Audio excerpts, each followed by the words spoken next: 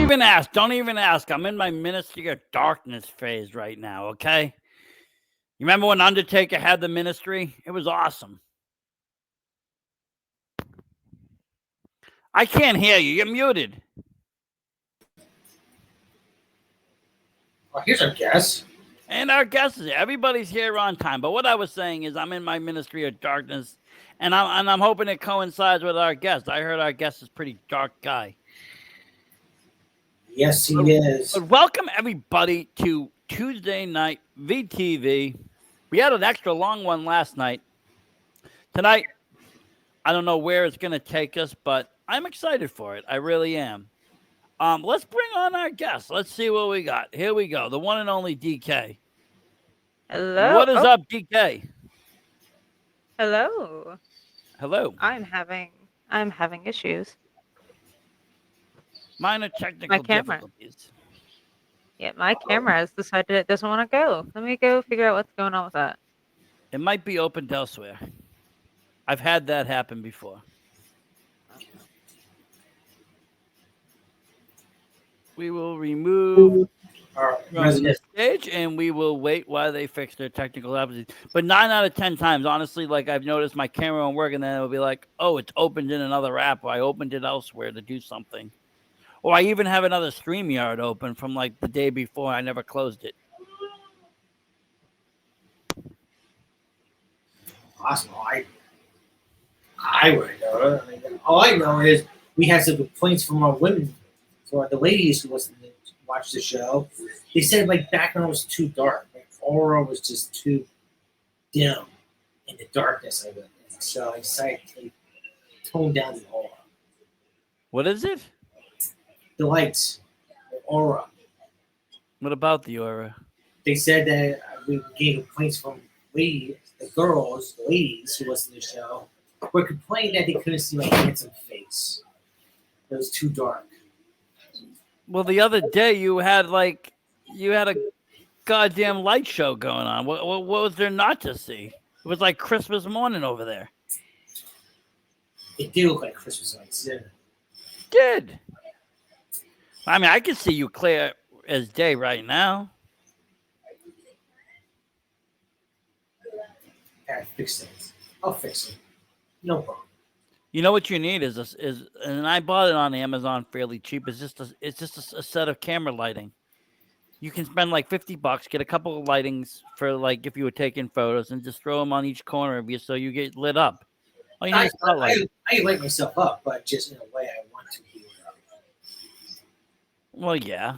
Well, you could get a ring light, but I've gone through so many ring lights that I'm like, I just went after regular lighting because the ring lights just kept breaking one after another after another. I don't know. I don't know what's going on anymore with anything. Do we ever? I mean, honestly, in 25, have we ever known what is going on? Maybe 24 we did, but in 25, I feel like we really haven't. Now we lost all control. I mean, we're in control, but we don't know what the hell's going on. Now we're one up on the competition. Is there competition, though? I mean, is there really competition, or is that just like something in our head? That's a good question. I think it's more like in our head than anything else. But, I mean, at the end of the day, there's nothing wrong with having a little healthy competition because that's what keeps people on their edge. I mean, I think that's what, lights a little fire under people's asses when they, get a little nervous of their spot. Or they get a little nervous of, what their worth is. They fight back a little bit. That's always happened to Yankees. Well, yeah. I'm still think they're working on the technical difficulties. I don't see the camera pop up yet, but I do see them moving back and forth. So I'll give it a few more minutes. We might have to do audio only if worse comes to worse with them. If that's the case, that's the case. Yeah, I mean, I've done interviews. I did Randy Carver audio only. He couldn't get his camera to work. It happens, and it's fine. It's not a big deal. Yeah, last night was a little miscommunication, and we just toughed it out. Oh, let's just blame it on what it is. fucking time zone. Okay, we live in the U. Should all be in the same time. But that just proves the point of no matter what you say about the competition or other podcasters, the one thing they are not, that we're the hardest working crew in the podcasting world. Well, yeah, we basically finished our whole episode. Then the person jumped on, and we just did another whole new episode, and basically started fresh. On the fly. Switched like a fucking light switch, turned it over. Yep. And I mean, honestly, if you're looking at it, I was watching parts of it and just thinking about it. That's actually a really professional way that we did that, handled it, and everything about it. It was just kind of pretty cool to see because it was an instant switch. As soon as he came on, it turned totally a different show, and it is like 2-part episode, really 2 episodes.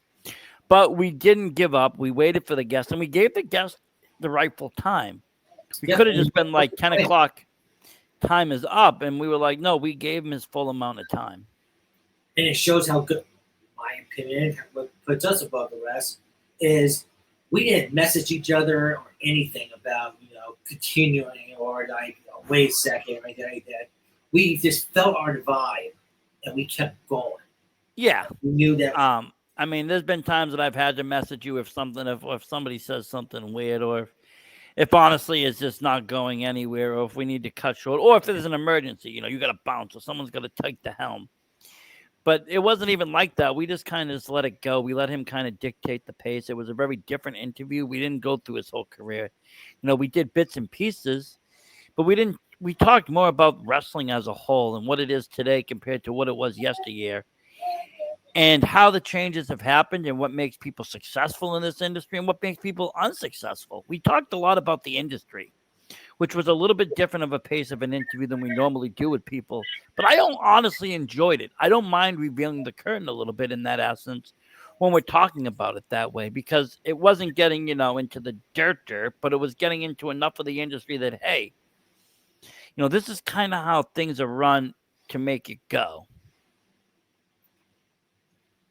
That's right, because we're getting to that next level. Well, yeah. Next level. Nothing wrong going to McDonald's or Burger King once in a while, but we're up to the level of steakhouses. Well, we're there. I mean, we worked hard to get there. It's not like we got there overnight. Took 2 days long. But anyways. Yeah, but we had hiccups. If all the channels didn't get shut down, all the bullshit didn't happen, honestly, I think we would have been further along. But, with the hiccups. I couldn't believe how easy it was to fucking shut channels down. I was like, what the fuck? Well, no, it's not easy, but since your first one got shut down, it's easier to get the other ones going. Once you can take down somebody's first page, then it's easier to get them all, and it's very hard for them to keep getting back into the algorithm. Plus, you were fighting heavy people. But that first account, any which way, had no filter. Anything went on that. I mean, we had the crazy episode with the JWO. People came in, showed their dicks, did a Ric Flair trick. Like, we allowed all of that. Okay, here's our guest now. We got another view here. Let's throw them up. Hello. Hey. Hello. How's our sound? Your sound is good. I can hear you. All right. Excellent. I can hear you. I can see you.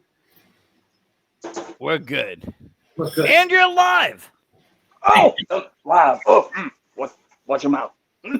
Oh, you can swear here. We're not even that kind of show. We're like an unrated show.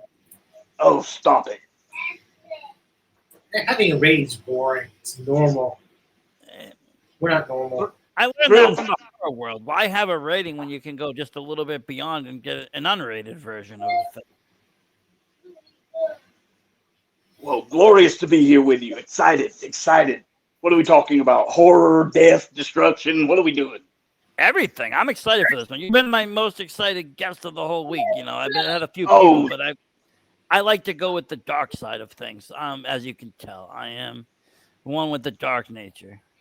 But you say that to all the ghouls. maybe. But Vic knows I'm like the horror ambassador. I just came from Monster Expo last week, and I got a few other horror conventions I'm gearing up to go. I watch all the crazy horror movies like Necromantic and all these twisted tales and things that aren't streaming on Netflix. And then I bring it to Vic's attention and make him watch this depraved shit. He's like, "What the fuck is wrong with you?" And that's how we do this around here. We do that, and we talk about wrestling. Two things I know a good deal about. Well, then you're in the right spot to be. Now, do you guys wrestle together? Well, to be very clear, I am not very gifted at violence, but I'm very gifted at getting people to commit violence on my behalf. And she has been assisting me in this for... Believe 2019. She's like your man. She's like your Manson chick, and you're like Charles. You can just get her to just do whatever. Well, not quite like that. She's my daughter, after all. Well, yeah, no, I mean, but when it comes to the violence, we'll say. Oh yes, absolutely, absolutely. So you have your destructor here, and you send her out to do your bidding.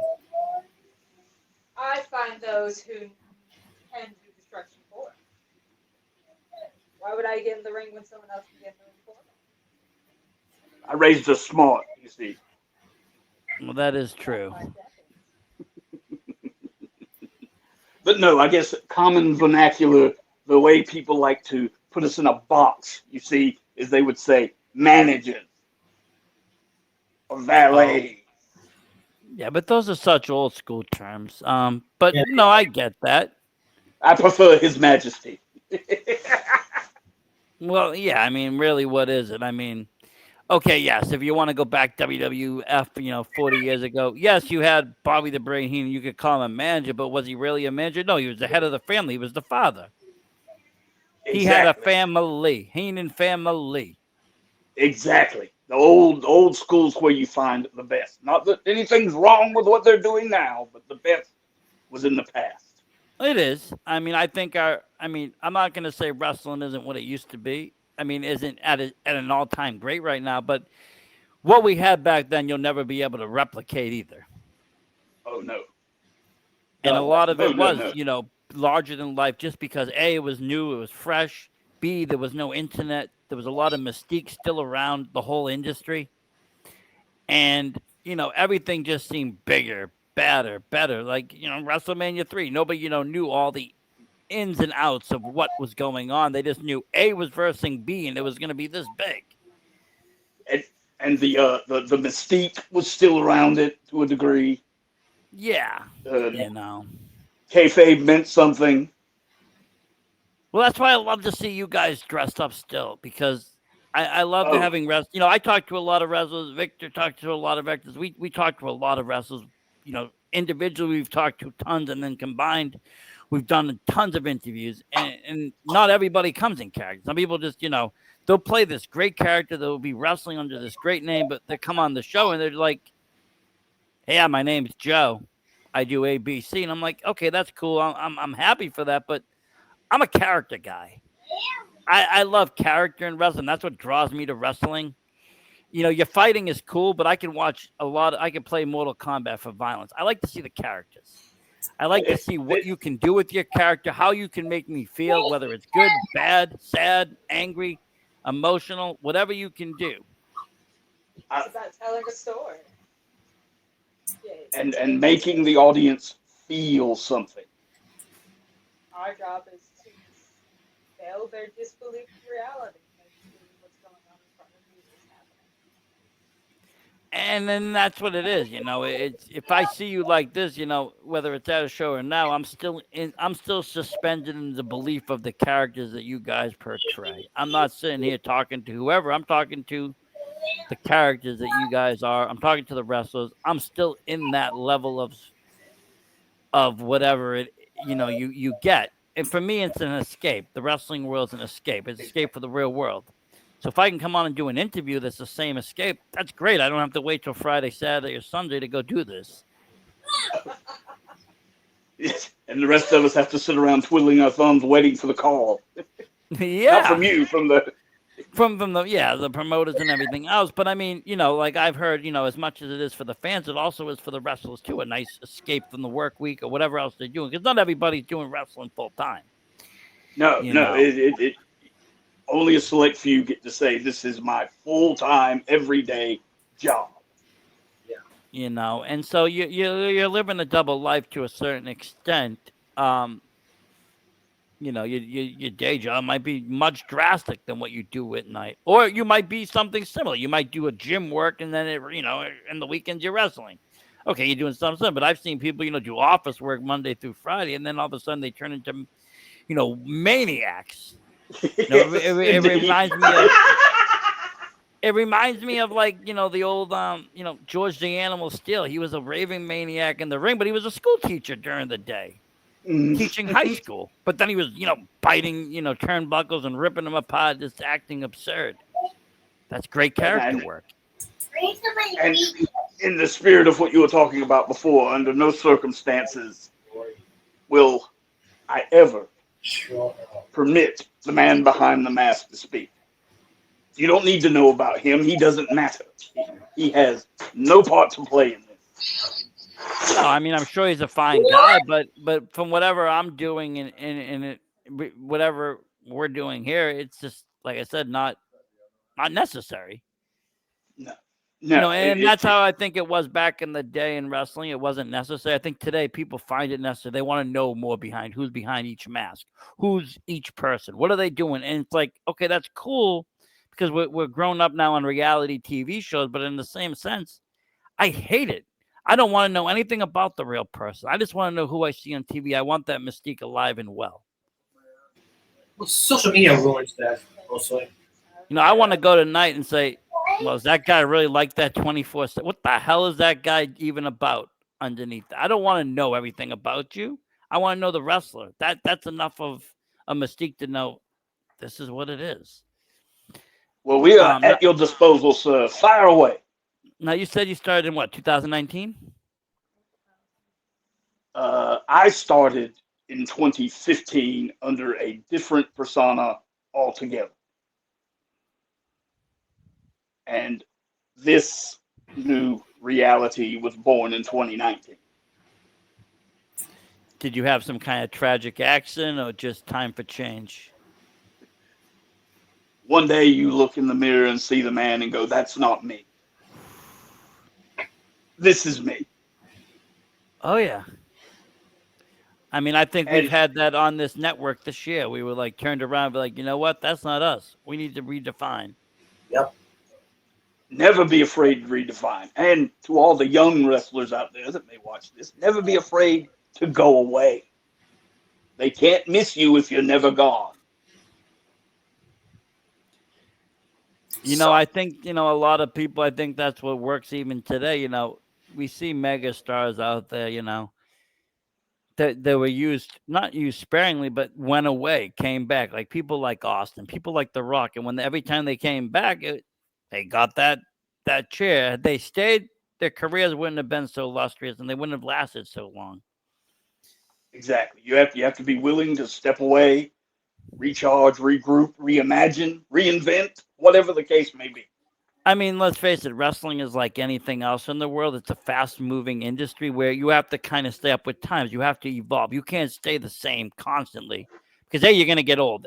People are going to see your act and they're going to be like, okay, I've watched you now 3-4 shows and you've done the same thing. We want to see something new. Like with us, we started out as you see us here. Then COVID came, reinvention number one. We went to plague doctors. We had the masks with the beaks. I still have my original mask. Oh, you did like the whole plague doctor thing. I love it. That must have been so grim too, especially with the times and everybody freaking out. Yeah, it's not within arm's reach. Sorry. Wait a minute. Look back there. It's right there. Oh, it's right there. Oh, that's fun. That is fun. Really cool. Made in-house, not Oh, store-bought. nice. 100% genuine leather. So one of you knows how to sew then. Someone in the house does. I'll say that. Yes, yes. We promote the MC. But that's the greatest stuff. Like that's one thing I think I love about independence. That you see the creativity that people can put behind their characters. They'll utilize whatever they know how to do and accentuate it. If they know how to make outfits, if they know how to make masks, if they know how to make gear, they make these things. Oh, that's amazing too. Another cool one. That is This was awesome. first made for Trevor Aon. If you're familiar with him, he requested a mask, Who devil is it? mask. Trevor Aon. Oh, he's one of my. You know what? It's funny you mentioned him. He's one of my favorite pro wrestlers out there because he's like, again, one of the only goth wrestlers that's honest about being a goth. But I've had many conversations about him about like things that aren't wrestling, just about the dark life. But I remember seeing him in Jersey a couple of years ago. He did a show, and I just fell in love. He came out. We had the demon red eyes. So that was Oh made for yes, him originally, huh? yes. His was. I had mine made with the colors exactly reversed. So where mine is red, his was black, and vice versa. That's beautiful. That's really nice. You put a couple of nails on the other side, it'll be like that mask from the movie Black Sunday. And again, all made here in house, and all of the entrance gear, the leather entrance gear you see Trevor Aon wear was made by us here. That's awesome. Because he has very nice ring gear. His ring gear is like pretty Oh, phenomenal. he's the best. Like I said, I mean, for being a dark character, he does it. It's very. Let's be fair. It's very hard to pull off a dark character in the world of wrestling. Either it comes off as an Undertaker wannabe, or it comes off as not scary enough or goofy, or it's done right. There's a few people that have done it right. Yeah. Trevor's definitely one of them. He has done oh, it absolutely. amazingly I've worked well. with him so many times. We've worked with him so many times, and it's the best. It's not even. I can't even call it working. I would love to get him back out here in New England to do work in wrestling, more promotion. I wish more people would give him kind of a chance because he does bring that aura in.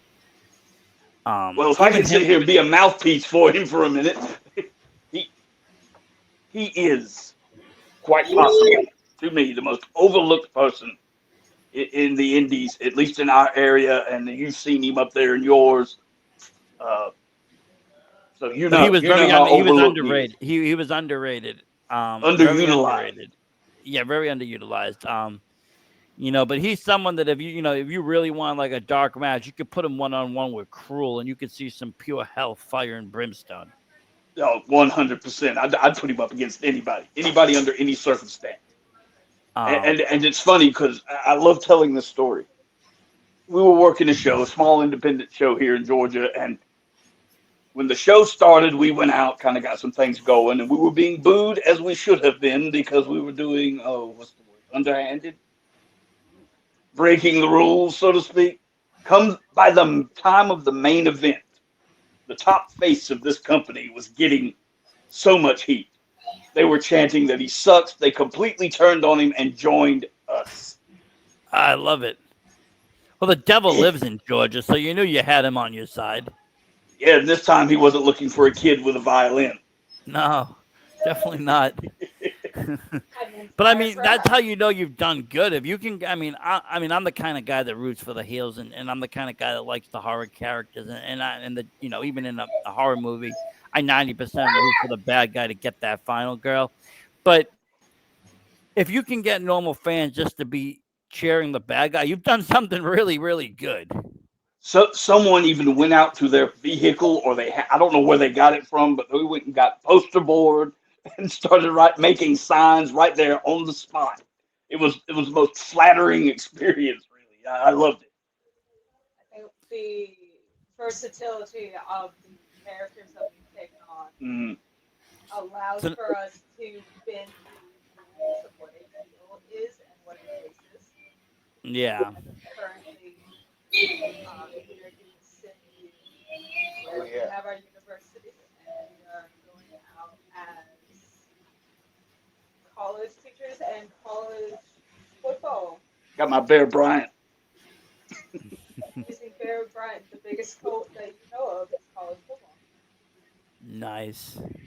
So the calling our group a cult, it continues to evolve and lead us down different paths that we don't expect to be on. And completely by accident. Too. Completely by accident. Started as a joke, and then boom. Sometimes the best things happen, though. That's just how things happen sometimes. Join our cult on merchandise. See, that's great. And so you got the merch, you got the gear. I mean, I feel like merchandise right now and marketing is so important because, I mean, let's face it, there's a million independent wrestlers. Your wrestling styles might be different, but for the most part, if people are coming from schools, everybody in that school is a little bit similar. So what is standing out different?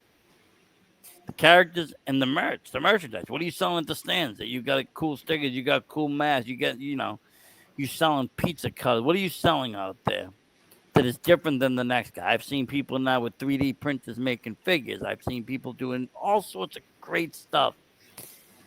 And I love it. I love seeing that because that means that you believe in yourself enough to put your merch out. You're making a brand for yourself. And the trick I've found is you want to make something quality, but to make something quality, it costs you on your end a lot of money.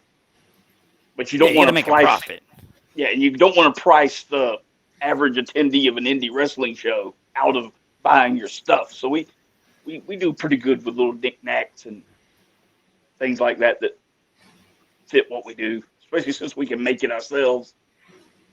A lot of the things we sell on our merch table are handmade. Dolls, leather dolls. Hoodies. We do our own custom hoodies. And that helps keep costs down because you're not outsourcing. And you don't want to price the fan out from being able to get it. Oh, somebody left. We scared him away. What did you say? What you guys do? Here he is. No, my internet went like lagging like crazy right in the middle of all that, and I just went every which way. The heat outside is still wicked humid, and when it gets this humid, honestly, nothing works right. Oh, it's 102 today here. Yeah, it's pretty hot out. Our heat index is angry. Angry. That's the heat. That's the temperature. Angry. The unrivaled direct power of the sun. That is the temperature. Outside venues are not an option. Well, no, we do not do outside in the summertime. Don't even call. People have, you know what the problem is people have stopped appeasing the sun gods for many, many years now, and now he's pissed. Good point. He gets it. He gets it. That's why we have these crazy heat waves, and no one's appeasing the ancient gods anymore. You need some kind of cabin in the woods action or something, and make somebody happy out there. Because somebody's not happy, clearly, in this world right now that is in control. They're not freaking happy. No, at all. They're pissed, actually. Really hateful. It's fun living in an environment where the environment is actively trying to kill you. Yeah, you're in Georgia. That's even hotter than we are. I mean, we're New England. Everything is kind of every which way. But you guys just got straight heat. Yeah, and you have a name for 90% humidity. You call it rain. We call it Tuesday. Yeah. Yeah. You know. Going off of our humidity right now. You know, but I feel like the weather, I mean, you could probably attest weather's changed. I feel like it was never this bad growing up. We had summer, winter, fall, and spring, and now we just got like winter, summer. The fall doesn't seem to exist anymore. Now, in spring is either rain or heat. Winter? We don't even get that much snow around here anymore. Weird. Summer, second summer, third summer, fall. Which like usually lasts 2 days? 2 days. It's like midsummer. It's always summer here. It just never ends. Day just never ends. The sun stays out forever, 24/7. 72% humidity. Lovely. Yeah, and that's the thing I think for me is the humidity. I wouldn't mind the heat. I heard like Arizona's straight because there's no humidity. It's dry heat. But when you have that humidity, it weighs your body down. It inflames everything. You can't breathe right. You can't do anything. You're sluggish. It clings to you. Everything sticks. Yeah, everything sticks. And it's not like you're living on like the water or you're on the ocean where you get that breeze. That's fine. You're in the city. It's like a humid city is ridiculous. I remember once I went to they said it was going to be a great time, so I went down to Bahamas. The humidity must have been about 99%. And the air was so thick that you could see it. Literally see the air, that thick of humidity. And I'm just like, how is this enjoyable again? It's not. But what are you going to do? At least for most people, they get to wrestle indoors. I did see some people wrestling outdoors over the weekend, and I was like praying for them because I don't think that looks like much fun. No, I can promise you it's not. And we've done a few outdoor events ourselves, and it's like no more during the summer. No. No, especially if you're in gear and stuff. It's like, I couldn't even imagine. You'd be sweating before getting out there. It's just... We have specific summer gear now. Right, I do have a lighter coat now than I used to. But... Sleeveless, yeah. Now, when you started in 2015, did you go to like a school? Did you get trained? How did you get into it all? I trained with a local promoter who was local to the area. Had a small promotion out here called Old School Wrestling. A friend of mine was training there, and he just insisted that I go. He insisted. He said, "You gotta come. You gotta come. You gotta come." And he wore me down, but by then I was older, as you can see. I'm getting older, and you have to accept the realities of the situation of what you can do and what you can't do. And so I said, "I'll be your manager." Well, actually, I started as a referee, actually, and but I became somewhat of a bumping referee. I don't think I ever counted a 3 count in my life. It was pretty much a foregone conclusion that if I came to the ring, it was not going to end well. No.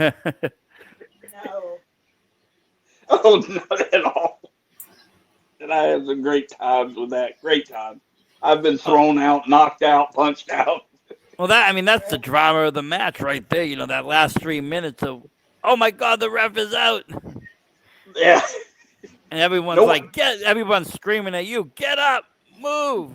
He's counting. And what are you gonna do? Like, these guys are behemoths. Look at the size of these monsters, and look at me. I'm an old man. They just bumped into me, smashed me into the corner turnbuckle. What am I supposed to do? Not die? Not die. You're right. Oh, a lot of hoping. Well, at least you got out of that war zone. You at least got into the corner. The corner's not as dangerous. At least you're not between the two guys. Not as dangerous. The only times I've ever been really hurt in the ring, it wasn't the opponent that did it. It was the structure that did it. So the ring itself is your own worst enemy, basically. If you fall wrong, you hit wrong, you kind of lose track of where you are. There's a lot of things that can go wrong. Oh, there's tons of things. I mean, people think the ring is just like, oh my God, this great little thing. It's not. I mean, first of all, you got the ropes, which are just straight up metal beams with some, tape around or some plastic on it. They're not forgiving at all. If you don't run in and hit the ropes the right way, you're going to either get a whiplash or you're going to break your back. Yeah, they also get very slippery when you sweat. So if you don't hold on, you're going to go right over and break your neck. Bam, smash your head. The ring itself, if you don't land on the right spot, and every ring has its sweet spots, they'll tell you where not to stand. But if you start hitting the wrong spots, you'll start getting hurt. Oh, yeah. And like the outside edges, not forgiving as the center. I still have scar on my leg because then I went to a training, just a seminar training, and they were showing us how to get in and out of the ropes, in and out, in and out. I go in and out, in and out, and the last time I go out, my leg hits that edge of the ring. Big gouge. Still scarred today.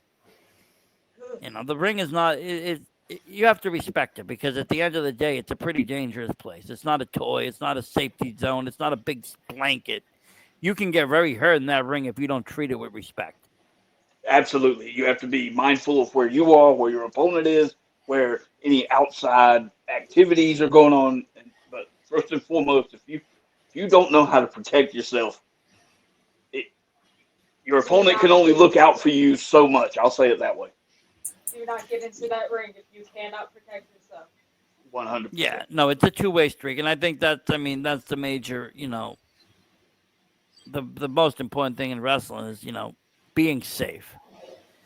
Before you leave training and before you're cleared to go have your first match, you should be deemed safe to be able to wrestle, knowing that you're safety by yourself, that you know how to do and take everything that you're doing, but also that you can keep your opponent safe, and all the safety protocols if A, B, and C happens, what to do. Absolutely. Yes. Being able to tell when something. You know what? Here's a funny little story, and it may peel back the layer just a little bit, but it's just a little. So I was at a match with Laredo Pro Wrestling. I was managing a guy named Joey Corbin, and he was in the ring, and something was wrong. I don't know what I'm still not clear on what happened, but he lost his wind. I mean, an impact. He could not breathe. And he rolled out of the ring, and his opponent got frustrated because he didn't know what was going on. So he comes around, Joey's laying there, and I look at him, and I can tell he's in distress. And before I can say anything, his opponent is standing there kicking him. And I kind of get word to him that, hey, something's wrong. And he body slammed me right there on the hard floor because that was the only way out. Yeah, but I mean that's the responsible thing to do. I mean, I'll say not too long ago there was a viral scene that went online where a guy went unconscious in the middle of the match. The opponent didn't stop the match. He let it keep going and finish doing moves on the guy. His partner didn't even jump in. The ref didn't stop it. The dude's unconscious taking bumps. You know how dangerous that is? And just for the sake of what? To finish the match? I mean, I know everybody got let go. I heard from that promotion was suspended, but it's like safety first. Safety first. Yeah, when you realize something's wrong, you have to improvise. Improvise. Several things have gone wrong in the ring, but no one else other than who is in the ring knows what's going on. You will know how it's going. Oh, yeah. And you'll recognize as soon as something has. Yeah, I mean, and maybe you have to change. If you do it right and it happens right, only maybe a few select fans will know because they'll know hand signs or they can see how the person impacted and they can see that or they can even do the math, be like, hey, that match shouldn't have ended that quick. Right. I've had matches like that where, somebody's missed the last spot or they landed the wrong way. So they got a minor concussion. And instead of, they probably could have finished the match, but let's be safe. You see it get wrapped up a little bit fast and then you find out later why. And it's like, well, I'd rather that happen than this dude keep wrestling. And all of a sudden, whatever happened to him gets worse. Or God forbid, he can't do his job and he ends up injuring his opponent doing a move. Because he gets dizzy or passes out. Our job is to protect each other. Yeah, it's a two-way street. We are looking out for everyone. 100%. And us on the outside of the ring, I joke with people a lot of times. I have the best job in the world. My job is to watch wrestling. I mean, that is what I do. Live, better than the front row. When I say ringside, by God, we're at the side of the ring. Let me ask you something though. Being that ringside, have you ever had to deal with fans trying to jump the guard or trying to jump in at you? Well, I had one get in my face that was he meant what he was saying, but I never felt that he was going to do anything. And if he did, this particular promotion, I think the entire locker room would have come out and had a few words. But no one broken the rule, the sacred rule of hopping that fence and coming in to try to dash for the ring or anything. not in a match I was in. I was backstage watching a match where somebody jumped into the ring, and in a moment of confusion, everybody just assumed he was a worker until it became apparent that he was not, and then all hell broke loose. Yeah, you get the you get the I shouldn't have been here treatment. That's Yeah. what I call it. It's not a pretty. It's not fun. I don't recommend any fan try to get involved in any wrestling match because you're gonna get yourself hurt very badly, and you're gonna get yourself banned from that promotion. And most likely, all promotions, because promoters talk to each other, you just get Right. yourself blacklisted. You're gonna be gone. I mean, from pro look wrestling. look back in the day when Triple H saved Steve Austin Yep. in the middle of a match. You know, Heels, faces, heroes, villains, opponents, however you want to call it.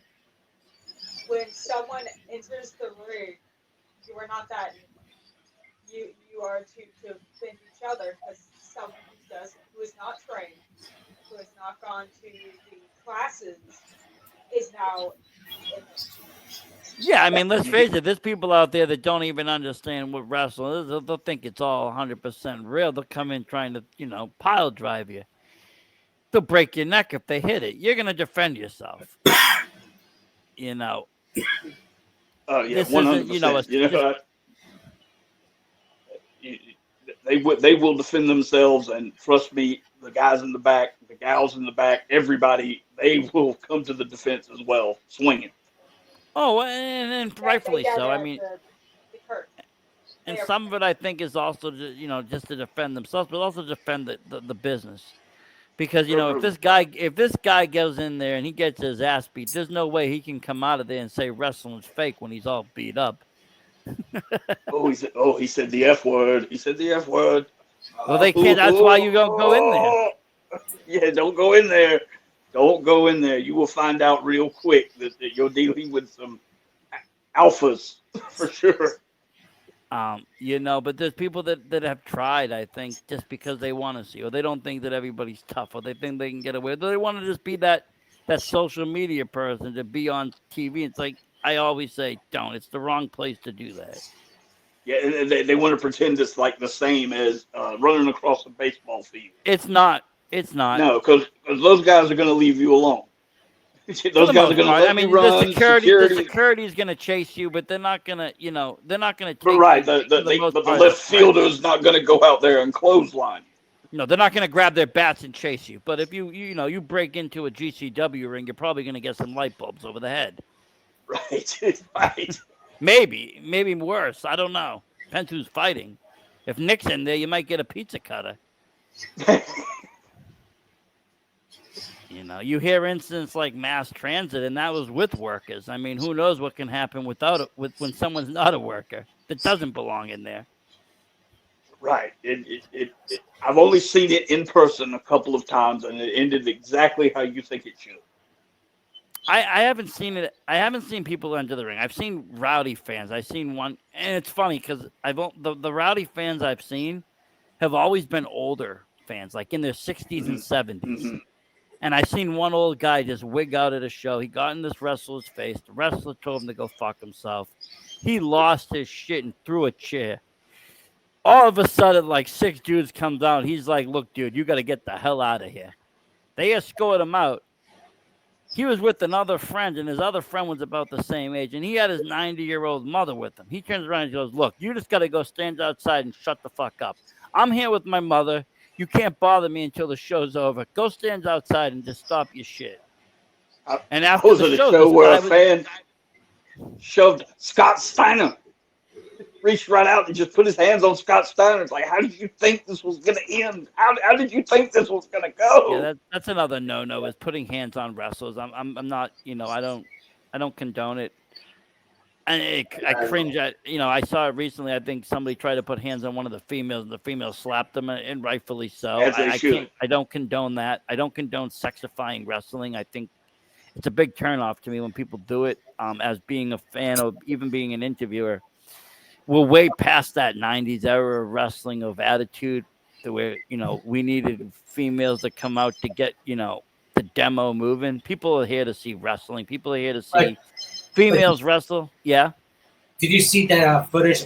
This happened like a month and a half ago. Of who's Alberto Del Rio? What are you wrestling in AAA? Like, well, you know who I'm talking about. Yeah. He went on the barricade to do a move, and the fan pushed him off. And he turned around and he just grabbed that fan, ripped his shirt off, and the wrestler he was about to jump on came over. They started ripping his shirt off together. It was just fucking. That's Well, what yeah, I mean, because, but that's, I mean, for many reasons, you don't put your hand on a wrestler. I mean, you wouldn't put your hand on a football player. You wouldn't put your hands on an NBA star. Just because that's what they do is wrestle doesn't mean they want to wrestle you. Doesn't mean they want you touching them. You know, it's one thing if this guy pulls, the manager holds the good guy and lets the kids slap him or lets somebody get a chop in. That's one thing. You're being invited to do so. But if you just go on the liberty and chop a guy, guess what? You're probably going to get decked. Then you're going to get thrown out. That word you use is absolutely perfect. You were invited to participate. I've seen promotions invite kids into the ring for the opening ceremonies, if you want to call them that. I've seen people invite kids into the ring for a special surprise or this, that. I've seen people use kids. I've seen people use kids as a battering ram and as a weapon. And I was at a promotion where they actually used a baby as a weapon. Yes, it happened. Babies are now banned as weapons. Now they are banned as weapons. Very. Is that just a Georgia thing or is that a national thing? No, that's a promotion. Atlanta Wrestling Entertainment. Okay. Babies are banned as weapons. Wow. At that specific promotion, they invite fans to come up to the ring, so there are no barricades, and we have a pit where you make noise and you hit the ring while the wrestlers are going. Yeah, it's as close. Yeah, it's as close as you can get without being in there. And then yeah, we got something I think similar like Beyond Wrestling, where everybody kind of stands around and they bang the ring, and everybody gets all wound up, and you're right there with the action, but everybody knows not to trip the wrestler or put their hand in the ring. Exactly. The fans there, they know what the deal is. It's heck, they'll get mad at you if you don't get up there and bang on the ring at times. Where are you at? What are you doing? Why are you sitting there? You're just as much a part of this as we are. Yeah, I mean, I think that's the biggest thing 2020 taught us. The fans are part of the show too. Regardless, absolutely. You got a 4-ring circus there. You got the 2 wrestlers, you got the referee who's very important, and then you got the fans. All 4 of them you need to have a good match. If all 4 of them aren't doing their job, something's going to fail off or look wrong. The only thing the only negative thing for the 2 performers in the ring is silence. You can boo, you can cheer, clap, talk trash. Don't sit on your hands. Well, I guess you never wrestled. wrestled in Japan. Japan, they watch in complete silence, like it's a movie. And everybody I know that's been there has said it's so confusing and off-putting that I don't know. Are we screwing up? I heard it's like you go to the movie theater. They treat it like that. They watch it like an art performance. So if you figure you go to a theater or an art performance, you're not going to talk. But the Americans that go there, they try to get the fans to come on, yell for me, cheer for me. Because I mean, let's face it, how many key moments happen because the fans are chanting for the good guy to recover? Oh, you need the fans to be screaming at the bad guy while he's cheating. These are all moments that make that match tell the story. The energy the crowd can bring when the crowd starts getting loud. Oh yeah. And they start cheering and you see them standing. That promotes a lot more energy to be given back. You can see wrestlers, managers, referees, anyone on the sideline perk up at that. That is what we go for. I can give you a prime example of that rock festival that we went to. A big heavy metal festival in Atlanta. We were there as part of Deep South Wrestling. And we were there, and it was hot. And I mean, it was hotter than 900 hells. It was a scorcher. And we were out there. I was spent. I wasn't even wrestling. I was just ringside. And by the end of the match, I was about to die. I get in, I raise my wrestler's hand, oh, we win. No, get the hell out of here. But then the crowd went bananas. They got on their feet. They started screaming. They lost their minds. And somewhere inside of me, even though I was spent, feeling like I was about to pass out, I couldn't help but stick around for at least 2-3 more minutes and soak that in. You have no idea how much that energy can just pull something from the depths up to the top. Well, I mean, if you love wrestling, right? If you're passionate about wrestling, I think you're doing it for 2 reasons. You're doing it because it's a passion you love, but you're doing it for that fan reaction. Whether you've done your job as the heel, you've done your job as a face. You're getting that movement like we talked about earlier. You're getting that, the entertainment factor, but also you're getting the emotion factor. I'm leaving angry at you, or I'm leaving proud of you. I'm leaving something about you. Make them feel something. Yes, and that's moving. That makes it all worthwhile. I've said many times to a lot of the younger guys that I've come in contact with, and I think it's just a brilliant, if I don't say so myself, flattery. Well, it gets you everywhere. If we took 2 of the best technical wrestlers that ever lived and put them in the ring with black trunks, black boots, and no personality, and said, do your work. Sure, people will see that and they'll enjoy it. But take those same 2 guys, throw some color in there, throw some attitude in there, throw some personality in there, throw music, throw everything that we know that wrestling is into that. And now you're selling out arenas. I mean, let's just face it. You just mentioned how Hogan became successful. He was larger than life outside of the ring, that he could just go in. By the time he was, between the talking, the mic work, Mean Gene Brother, this and that, the merchandising. By the time he entered that arena, all he had to do was just do about 5 things, and he was a success. And I say the same thing about The Undertaker. Undertaker, he any of those guys. I think all those guys at that era, they understood that. Like Ultimate Warrior, he would have the fans raving before he even made it to the ring. Before he even started, already had the emotion. Like, and when I mentioned Taker, it's like he could walk out there, grab his opponent, choke slam, leave. 20,000 people on their feet. He did more than he had to, honestly. Because he would do some he did a lot of high stuns. He did the top rope, walking across. He did a lot of moves. But he could have done less, and it would have still been fine, because people 100% for the character. We talked about it with a wrestler last night, but one of the major things I think sold all that and made that successful was, before matches, you would have these guys give great interviews and get you ready for that match. They would tell you what they're going to do to your opponent. They would tell you everything. They would be so hyped up, so amped up. Now, some of it might have been drugs. Some of it might have just been adrenaline. But God damn it, you were ready for that match. By the time they kicked in, you were fired up as they were. Ready to go. And you kind of lost that. You have a very limited time to tell a story, to make the crowd feel something. And the last thing you want them to feel is indifference. Well, or confused. Indifference or confused. If you leave your fans confused, then they're going to be like, well, what the hell did I just see? I think wrestling down the line got wishy-washy. You started seeing things that just didn't make sense, even for the wrestling world. Mm-hmm. And that's when the fans started having a problem. You have a lot of liberties in wrestling because it's very subjective. So you can go a lot of different directions. But there's certain things that you're not going to, just doesn't make sense even for wrestling. And in my opinion, it's one of the last few remaining pure art forms that remain. Especially independent wrestling, because you don't have a corporate office. You don't have all these hands in the cookie jar, so to speak. You have that. You have the pure you versus him, go put your match together, make it happen. I'm not going in there. I don't blame you. Last time I went in there. Oh, yeah, that was bad. I'm not allowed in the ring anymore. No, I won't allow it. I got powerbombed. Powerbombed all the way to hell. Damn. It was still beautiful, though. No, it was beautiful. Absolutely much. Chef's kiss. Beautiful. Still gets compliments on it to this day.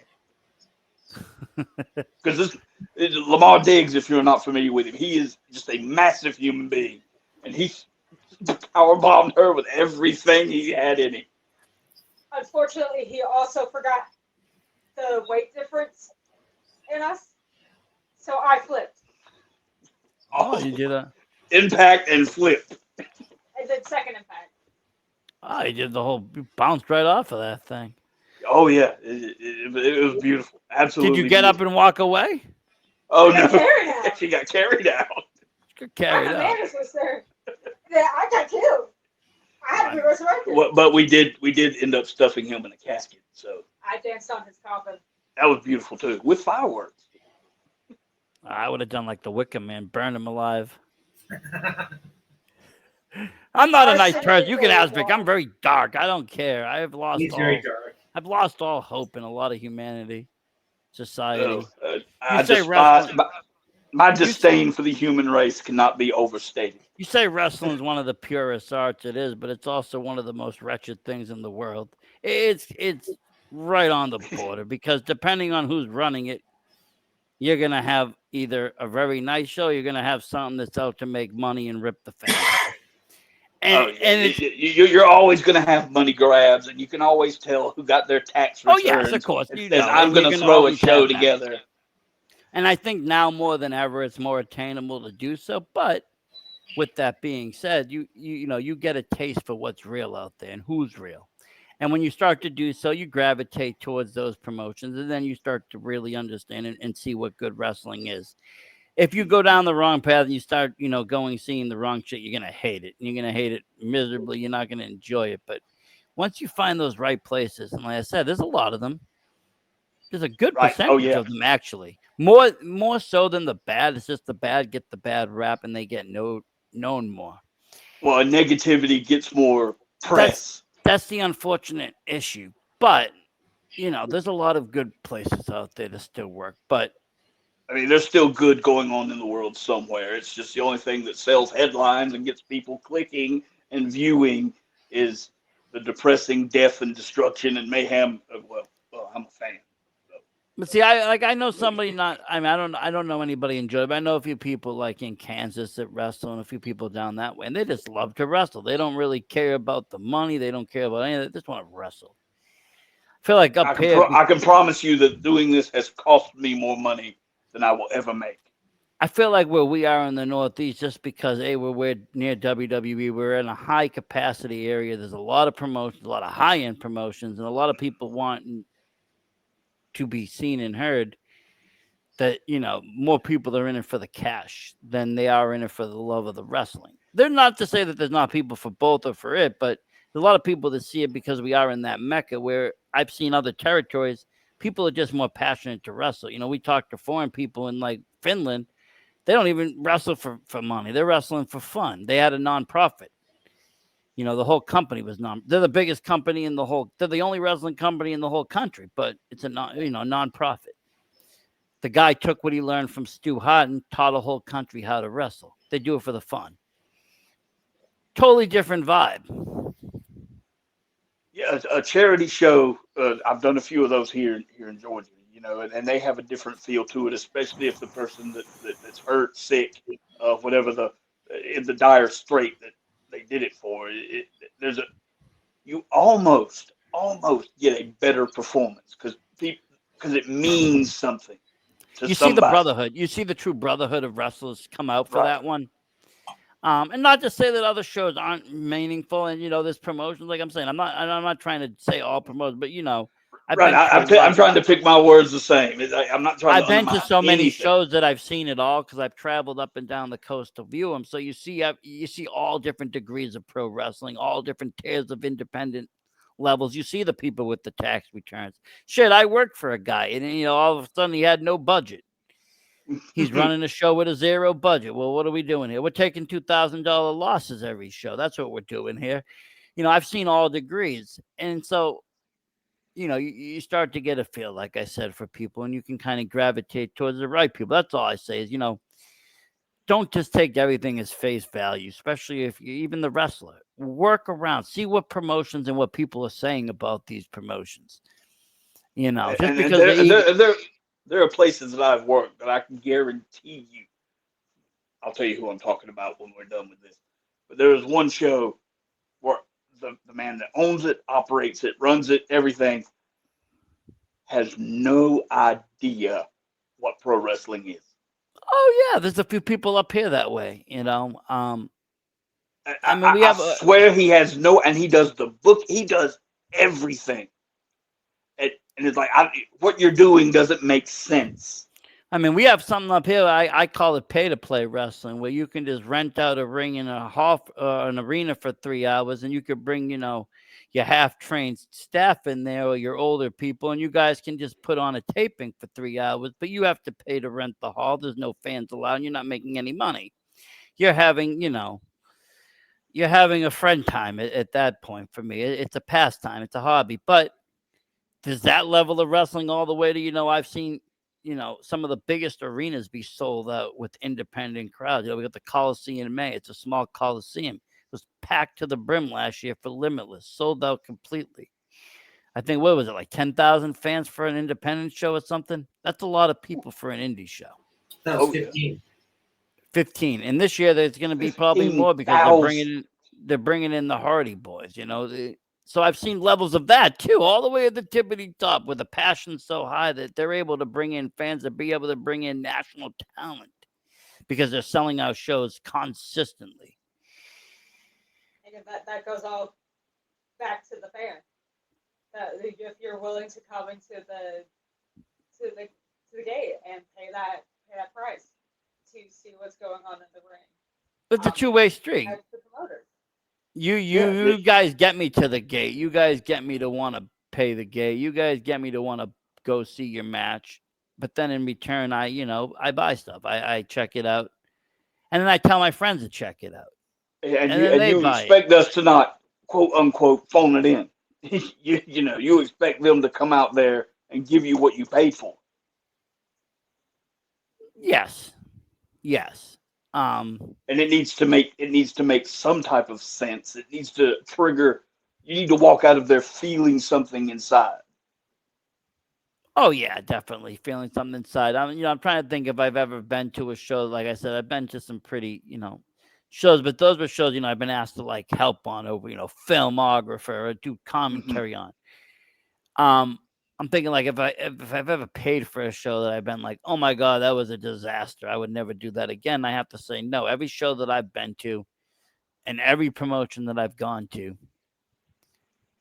as a paying fan, as a paying customer, I've been satisfied in leaving in some way. Unless there was some other alternative issue that happened at the show that would change it, but that would have nothing to do with the performance of the show. There's been issues in times where I've, gone into altercations and shit. But for the most part, like I said, I've never been to a show where I've been like, oh my God, that product is trash. They shouldn't run wrestling anymore. I've been part of shows like that where I'm like, yo, we should just close the doors, dude. Don't be doing any more shows and don't hit me up again. But I've never actually paid for a show like that, which is pretty good. Even if a promotion is not that good, it's the wrestlers who built that fan base.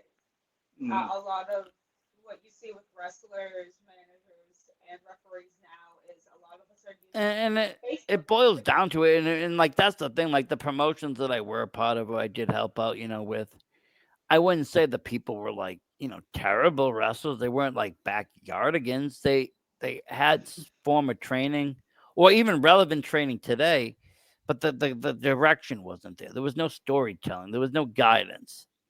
Right, and then go out there and give them 5 minutes, and then even if the matches were good, the presentation was off because nobody had the right cameras and the right gear. You want to make it look right, Right. you could have the best match, but if it's not filmed right or the audio's off, what's the point? Oh well, yeah, and that's the struggle with a lot of folks, because to find people that really know what they're doing, you have to pay, and that's got to come from somewhere. And if you're not bringing in the personnel, then don't go recording just yet. If you're not bringing in the asses in seats, as it were, You don't need to be recording yet. No, but that was a double-way streak. I worked for a promotion. We did like 2 shows, and there was no recordings of the show except from like somebody's cell phone, and nobody had these recordings.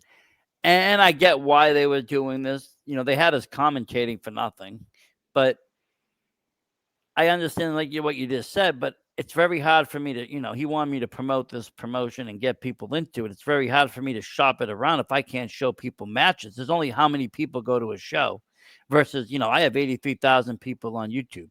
I can show at least 1,000 people the match, right? At least 1,000 out of the 83 will watch it. Via no match, no one sees it. No one knows what this is. They're hearing it from a friend, or they saw little clips and bits. Wrestlers like to see their own matches. Never mind, fans like to see matches they missed. I've been asked by a lot of wrestlers to record their matches for them. They know I'm kind of, if I'm not going to be at ringside, they'll go, hey, you're in the crowd a lot of the time. Go record for me. The benefits of the mask is like, oh, you need me to go out there and do something? Let me just take this off. Well, yeah, but it's important because if it's an IWTV thing, you're gonna get, you're gonna have to wait a turnaround. If it's not an IWTV thing, who knows when the promoter's gonna get that match out there? Wrestlers like to see how they did it, like at the end of the match. They want to critique themselves. They want to see what they did. They want to see what they look like. They want to take those clips and shop them and use them on social media right away, because you wait a couple of days. Yeah. And it goes back to fans. I've gotten some of my clips into the 10 to 15 millions of views of wrestlers. And I love those clips because it got eyes and ears on those young kids that are just doing what they love doing. And that's pro wrestling. They're not doing anything special. They weren't even working for the camera. They were, just wrestling. And they took off, and it's like, wow, they got their names out there. One of them is an ID now kid, Ricky Smokes. He got into the 10 million view range on one of my shorts.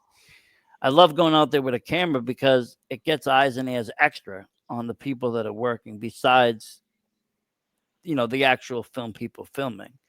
Because you never know who's going to see a piece of film and be like, damn, I like that. And you don't know who's following who on what social. And you don't know if the wrestler's going to get that film. Exactly. I might have a friend of a friend that sees it from Georgia, and you'd be like, shit, I need that guy on this show. Let me hit up the promoter. And all of a sudden, somebody from this way is going that way, and that way it's coming back this way. And people are moving around. Yeah. And you don't have that person recording on it. No. And as much as people want to say, wrestling, territories and this and that, I think wrestling is also very beneficial with collaboration and having collabs between promotions and inter-promotions, because at the end of the day, the fans are fans of wrestling.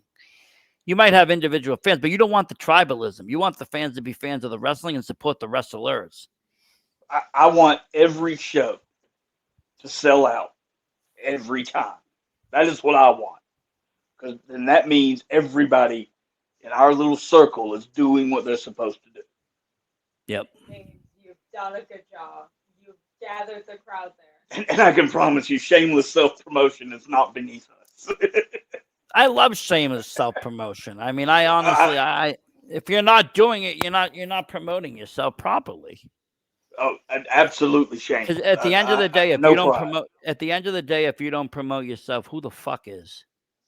No one loves you like you love you, and just remember that, because I love me some me. Maybe your mother, but that's about it. Nobody else is gonna push you hard. And no one's gonna critique themselves more strenuously than I don't know about a lot of people, but no one's more bigger critic of me than me. No, that's the other thing. We are our worst enemies in how we look at ourselves, and even on podcasts, I go back to I did a shit job, or that interview sucked, but other people are like, no, that was straight, or that was good, because I know things about myself, and I know how I feel or look that other people just aren't going to pick up off. And I know wrestlers are kind of the same way. They're like, shit, that move didn't execute the perfect way I wanted to. I could have, tweaked this a little bit differently, or I could have gotten the pop a little bit longer, or X, Y, Z. So many times back after a match is over, it's like, I screwed this up, I screwed that up. And I'm standing there going, I was standing right there, and I didn't notice. No, but we notice Calm for down. ourselves. We notice for ourselves, though. We notice for ourselves. We're our worst critics, They like I fix said. that We're the outside. hardest.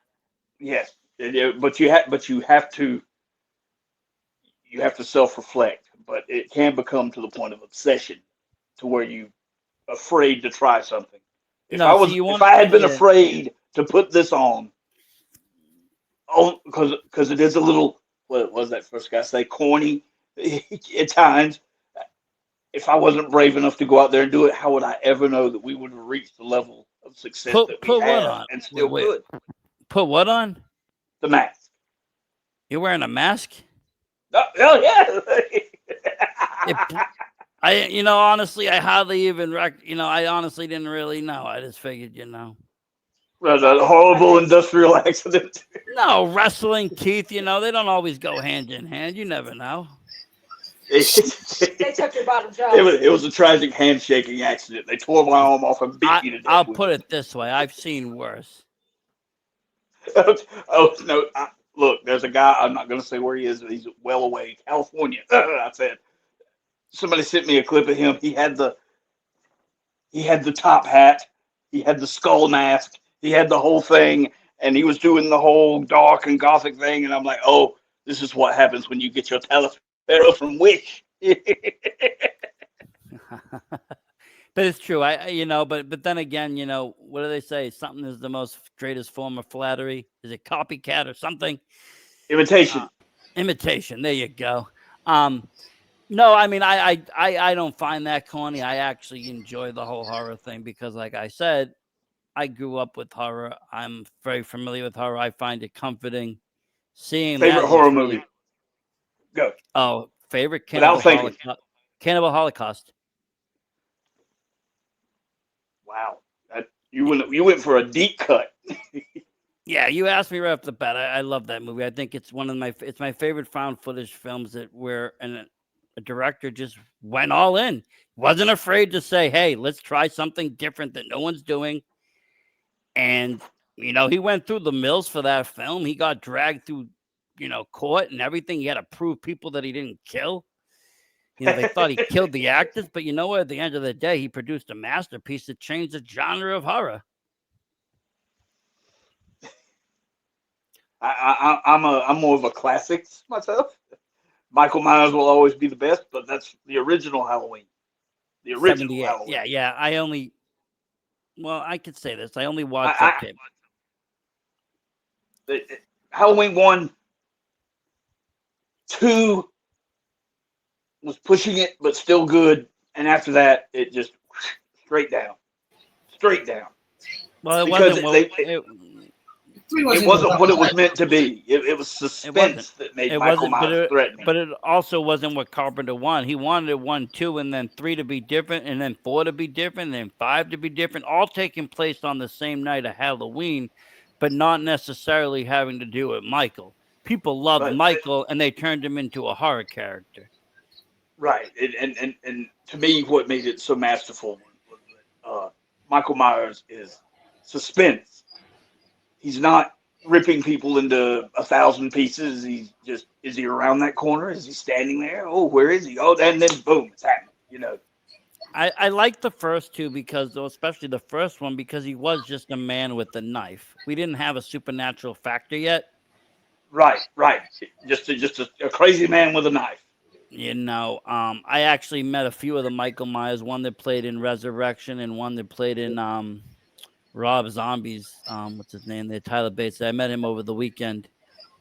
Oh, and, wow. They're okay. But like I said, those original Michael Myers, you're not going to capture that suspense. I think after that, he became a household name. And the same thing happened with Freddy and Jason. And they start to diminish their scary quality and become something a little bit more campy. Right. And they become an imitation of themselves. I mean, even Terrify, if you want to talk modern, look at the original, All Hallows Eve and how dark it was compared to like Terrifier 3, which is almost comedic at times. He became a character now. It's no longer just a movie about one scary film. We got a trilogy on, and now I heard they're like going to even go even more bizarre with it. And that tends to be the theme with horror. Once a character gets to be adored, I guess to say, they become a character. They just go in any direction. Well, yeah, the fans crave more, but they don't understand sometimes that less is more. It is. Most of the times in horror, less is more, because if you don't see what happens, then it leaves your wild imagination to say, what the hell is going on? Like Jaws. The beauty of it is you get one clear look at the shark. That's it. You really And the do. rest- If you think about going back, there was minimal what they allowed you to see. and a good soundtrack can make anything better. Well, yeah, I mean, you put a good soundtrack to any movie, and you can change the outcome of the movie and how the suspense looks. That was one of probably the greatest soundtracks that ever exists cinematically. And it's 50 years even now. It's the 50-year anniversary this year, and it's still a cult classic. I don't consider it a horror movie. I consider it a creature feature, which is a little bit different to me than horror. But at the time, it was a horror movie. People were afraid to go into the water. Legitimately terrified to go to the beach. My grandparents brought my mom to see the film in theaters, and she said they never went swimming again. My mother never learned to swim. My mother does not know how to swim because of the freaking movie. My grandparents did not teach her how to swim. Well, don't take them to see Christine then, and never learn how to drive. Yeah, I mean, but that was the 70s. People didn't realize, horror was a different time. Back in the day, a killer's after you in the woods. That was the other mystique. We didn't have the access of a cell phone or this and that to get a hold of somebody. There was no cameras. There's nothing. You're out in the middle of nowhere. Right. Yeah. Nowadays, if you're in the middle of nowhere, you're in the middle of nowhere. That's it. You don't have map. You get lost. You have to pull out a map and read it. You don't have directions on your phone. You don't say, "Hey Siri, how do I get here?" Old horror movies were great because of that. Because all they had to do was cut the power to the house, and there it goes. No phone. Literally no way out. I mean, because that's what you need in a horror movie. Somebody needs to be in a situation where there's no way out. That's how you create a final girl. You need them to survive it and be like, "Oh my God, they actually did it," or nobody survives, and it's like, "Shit, that was grim." Only the foreign films are grim, though. American films, I feel like they make them happy ending. Well, what's the wrestling parlance? Send the crowd home happy.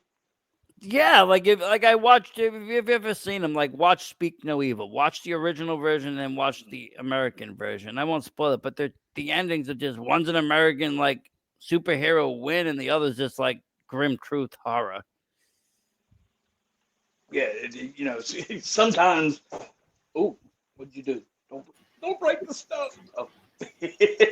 Our collection of oddities behind it. I like those things. I got attacked by a cabinet. It attacked you. It attacked me. I saw it. It was jump right out. The Cabinet of Death. There's your next horror movie. I'm excited in September. I'm gonna see the real Annabelle doll. I'm very excited. Oh, look! It just killed another guy. So be careful. It killed that guy. He opened it. He opened the box and touched it. I'm not gonna play with the thing. What are you saying? Did it get? It's missing? Is it missing? No, they found it. They found it. Yeah. Oh, did they find it, or did it let itself be found? I don't know. I'm excited for it, though. I'm pretty sure there is a logical explanation. Blah blah blah blah blah blah blah. But no, there's not a logical explanation. The things like that, you have to have the mystery, right? You have to have. I'm going to tell you right now. I mean, 99% chance. I mean, people said how the guy passed, but what's a cooler story, anyways? The doll did it. Right, exactly. And honestly, him being a paranormal expert, he would want to say the doll did it. 100%. 100%. If you could ask him right now, if you could reach into the afterlife and go, hey, dude, people saying the dog killed you, right? What's he going to say? Oh, hell yes.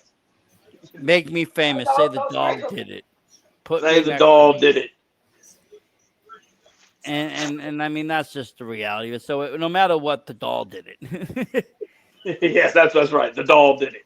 The dog did it. I love contemporary, like real, that there's just enough reality there that it's like, oh my God, this thing does exist. These things have happened. That's what real fear can feel like. I mean, I know the movies Strange were a little bit coincidence. dramatized, but I mean, all of those Conjuring films and so forth were based on Warren's experiences. Right, right. And yeah, they had a reputation of being charlatans or whatever. But what about the people they went to see? Those people were experiencing something to call them. And at the end of the day, anybody that got into that realm was always considered. I mean, at some time, wrestlers were considered the same. You guys are tricking the carnies. You know what I'm saying? You anything that draws skepticism or can't get the general public to say, oh my God, this is 100% truthful, or it's happened to them, they can't relate to it, they'll call skeptical. Until it happens to them, then they're like, oh my God, I believe.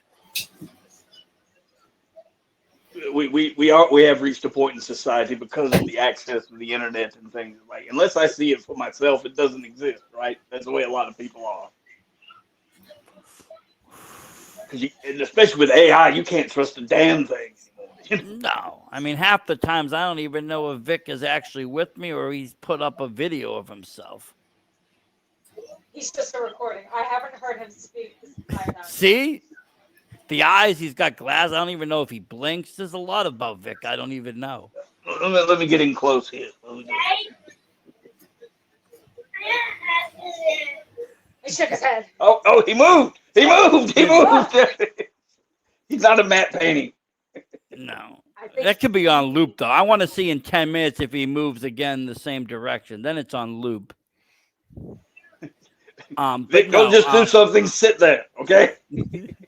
With AI, though, the world has a little bit changed. I enjoy AI. I think it's fun. I use it to make all sorts of like ghastly horror movies and shit. Things that I couldn't actually produce myself or afford to do myself, I will do via AI rather than just blowing money shooting something that I know I can't put together. I like making little short horror films, like a minute long. I do a lot of creative shit with it. It's not the hair end all. I started off in graphic design, so I still use Photoshop and Illustrator and all the other fun shit. But because it's funny, when I first donned the mask and came up with the character, what got attention, right, was the videos that we made, the promos we were cutting, the touches that we put into it. And now it seems like anybody can do that. And it's like, now, okay, I have to. We have to do something. We have to come up with something better because we're in an age where a phone has made it very easy to learn how to edit a video with auto edits and editing cuts. And I mean, in a way that's good because it helps people get out good videos. Another way, people that, were once could even use it as a, way of making a living have now become obsolete. Same thing with making a website. I used to do web design. That's obsolete. There's no one out there right now that doesn't know or could use an app to make a website. They don't need to hire me. Imagine what's not going to exist anymore in 5 years. Well, I mean, I think told of all somebody the things that just will not exist. I'll be honest with you. I do have like a 2-minute wrestling match going that I'm trying to create via AI. I want to see how far I can get it before it acts up. But if I can get it perfected, you would have AI wrestlers. Now, I'm not saying this will replace wrestlers, but it could influence the way characters are done or even used if people get injured. It can be a blessing and a curse. It is a double-edged sword. I go back and forth. Yeah, I go back and forth every single day. But again, like I said, I like using AI. I don't use it at face value. I'll never take an AI image and just put it out there and say, "Hey, I made this." I use it sometimes. AI is, I'll say, a starter or a sketch because I have the idea in my head. I just don't know how to put it on paper. So I'll have them make me something, and then I'll bring that into Photoshop or Illustrator, and then I'll go to work and start creating my own piece from that. I use it mostly to, like I said, start things off. What's your favorite or what's your preferred engine for AI? Right now, I'm really enjoying VO3, Google's. I think it's really one of the best for video right now because it has the sound, and nobody else is adding in sound where people can talk and dialogue, and you can continuously have characters be continuous, which has always been a problem, getting someone to look the same, 10 seconds later. This is able to kind of do that where you're getting the same person walking. So you can capture somebody walking along a river or walking into a forest. And I'll put. Go ahead. I'll say, and I'll just put like a story, or I'll write a story about something and put it behind, a minute clip, and just I'll make a song or something, a soundtrack to it, and just throw a video up on it. Sometimes they take up, sometimes they don't. But you were saying they used to be what? I forgot. Oh my god, showing my age. Probably gonna be like used to be every 2 minutes, or every second, the character would change. Oh, yeah. The used to be people would watch movies and you point out mistakes in the background, right? Like, oh, that guy's button or his tie, or there's something wrong with this scene. Now people are going to be looking for, hey, that guy has 6 fingers, or he's not blinking. Well, I mean, I heard people are using or going to start using AIs for extras and videos or via, stuff. People have gotten already caught using it to create video games and video game content. Using it as a tool is one thing, right? But taking it and using that to replace something has gotten out of hand. I mean, I don't think humanity should look at AI as a replacement. I think it's a tool. Humanity needs to look at AI as a companion. We use this as a benefit because it saves time. It can do repetitive tasks. The same way a calculator can sit and calculate a large number fastly instead of you having to use your fingers. AI can do tasks that are repetitive and fast without you having to constantly do the same thing. But just to be on the safe side, I have started apologizing to my phone when I drop it. So when it becomes my actual overlord, it'll remember that I was kind. Talk about true horror. Well, I mean, I also grew up on Terminator 2, so I'm like, one of these days, this thing's going to wipe us out. It's just a matter of who's going to piss it off. Yeah, somebody please make sure AI understands that was a work of fiction, not a goal. Well, if people would just appease the sun god, they would take over AI. But we can't appease the sun god, so we got the AI god. Okay, wait. You can't throw the wicked into a volcano anymore. That's really a problem. Yeah. You don't even need a wicked. I mean, you can't do anything. No Christian to a lion. I don't think there's any place in the world you can do a sacrifice. Not that I'm saying that people should do that, but Hey, Versace. Yes. Like, I gotta bounce. I gotta put my kid down. Okay, go ahead. I will close up here. You walk up. I will take care of it, Victor. Appreciate it. It was nice meeting you two. Thank you very much for coming on. Hey, he's actually there. He spoke. He just came. He's alive. He's alive. Thanks for coming, guys. No, I mean, but you hear these stories or you watch these movies. It's just always intriguing of what people did in the past. I think it always history intrigues me in general. Different. I was always wanted to study different religions or different paths of life or different orders or different times and what people believe in Babylonian times, Assyrian, different eras in history, and just there's all sorts of just wild stuff to be learned in the world. I'll just say that.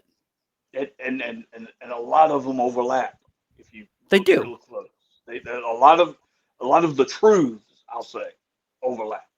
Yeah, I mean, if you even want to study religion, the story of Jesus, there's a few people that have very similar stories throughout history that came before and after. It's like these tropes in time. Nobody really knows. I don't think nobody right now knows the true religion of the world or what is the truth. But if, like you said, you start seeing what coincides throughout every religion, it's like, well, everybody's reporting this the same.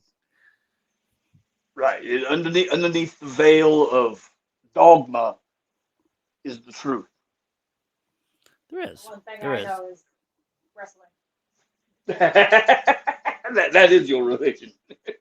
Well, it is. Wrestling does. I mean, I will say this: if you're into wrestling, it takes over very fast because you get into it, you start your training, or you start watching as a fan, or whatever you do, you get soaked up into it, and you want to just soak it up as much as you can.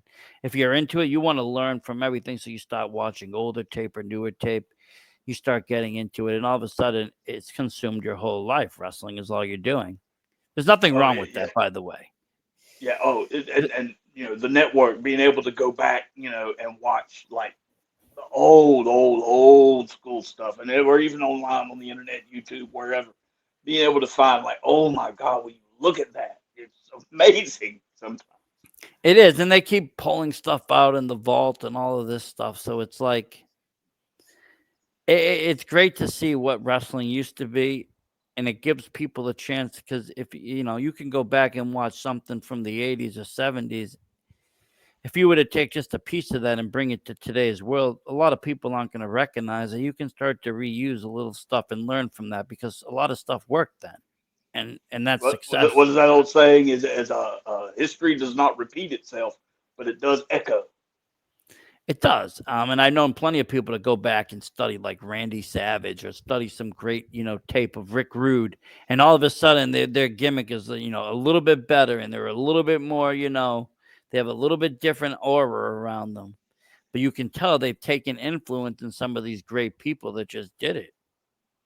Being able to pull your resources, the to create and add to who you are in that ring is. I mean, you talk about Undertaker. I mean, I'm sure you guys pull a little bit from that, but there's others. There's people like the Boogeyman. There's Papa Shango. There's Bray Wyatt. The Fiend was there. There's been a lot of horror characters wrestling. Just not all of them have worked, but the ones that have worked were scary. I grew up scared as shit as Papa Shango. He scared me more than Undertaker. Undertaker at least was, he looked like an Undertaker. Papa Shango was a voodoo priest doing magic. I seen fire come out of his hand. I didn't, I'm a little kid. I don't know what to think. I was scared of the guy. In those moments, see, you remember it even to this day. That's what we were talking about earlier. Those moments, they still mean something to you. Oh, if I didn't, I'll say this: if I probably didn't grow up in the era of wrestling that I did, or started watching when I did, where these moments grabbed me so hard, I probably wouldn't have been a lifelong fan because the stuff today that I watch doesn't really impact me as much. But the stuff that I grew up with is vivid in my head, just because the characters at the time were larger than life, and that was the difference. I know it. I know exactly. Nobody felt like an average what you're talking Joe. about. Nobody felt like an average Joe. If you were a wrestler, the only thing you could do in this world was wrestle, and you were a superstar. You didn't have we didn't. If you had a day job, we didn't know about it. You were just a wrestler.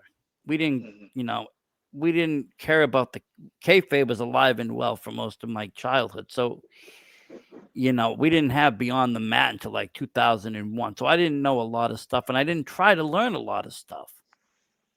I just wanted to be immersed in what wrestling was.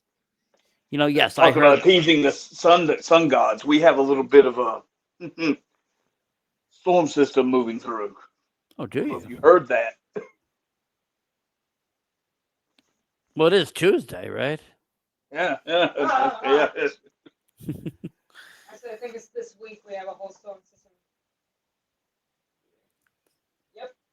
Oh, goody. Oh, it's the hurricane. That on land, whatever that weird storm thing they're talking about that has hurricane-like winds. Yeah. Are we getting that? I thought that was goody. That's exactly what we need.